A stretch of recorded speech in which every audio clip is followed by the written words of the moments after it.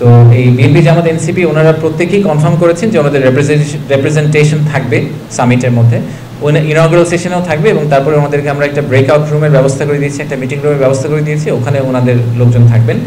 আমরা ইনভেস্টরদেরকেও ওনাদের নাম বলে দিয়েছিলাম, অপশন দিয়েছিলাম যে ওনারা যদি বাইল্যাটারালি ওনাদের সাথে দেখা করতে চান তাহলে ওনারা দেখা করতে পারেন। তো সেই ক্ষেত্রে আমরা ওই মিটিংগুলোও আসলে সেট আপ করে দেওয়ার চেষ্টা করছি। আমি যতদূর শুনেছি ওনাদের কাছ থেকে পেরিফেরালি, সেটা হচ্ছে যে ওনারা নিজেরা একটা ভিউ নিয়ে আসছেন যে ওনারা যদি ক্ষমতায় আসেন বা পলিটিক্যাল গভর্নমেন্টে যদি ওনারা অংশ হন তাহলে ওনারা বিনিয়োগ ব্যবস্থাকে কিভাবে দেখছেন, ওনারা আর কি রিফর্ম করবেন, বা এখন যে রিফর্মগুলো হচ্ছে এগুলোকে ওনারা কতটা সাপোর্ট করেন এবং বিনিয়োগকে ওনারা কতটুকু প্রাধান্য দেন, এইসব ব্যাপারে ওনারা নিজেদের একটা কমেন্ট্রি তৈরি করেছেন। সেই কমেন্ট্রিগুলো ওনারা ইনভেস্টরদেরকে শেয়ার করবেন।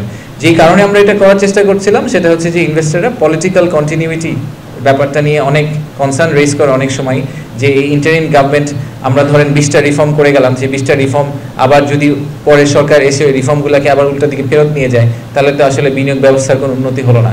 তো আমরা এটাই আসলে প্রুফ করার চেষ্টা করছি যে আমরা আসলে ওনাদের সাথে একসাথেই কাজ করছি এবং ওনাদের কনসেন্ট আছে, এবং ওনারাও মনে করেন সবার জন্যই আসলে বিনিয়োগ ব্যবস্থা উন্নতি করাটা ইম্পর্টেন্ট। সো ওনারাও এই সাপোর্টটা আমাদেরকে দিচ্ছেন এবং ভবিষ্যতেও বিনিয়োগকারীদেরকে দিবেন। এই পারপাসটাই আমরা আসলে ফুলফিল করার চেষ্টা করছি। আমরা খুব ভালো সাড়া পেয়েছি।